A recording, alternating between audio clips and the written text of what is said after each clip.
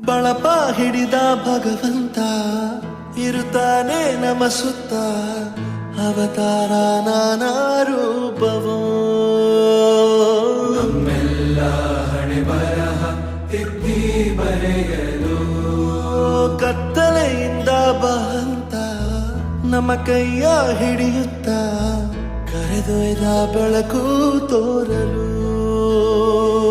ಭಯವಾಗಿ ಗದರೋದು ನಮ್ಮ ಬೆಳೆಸಲು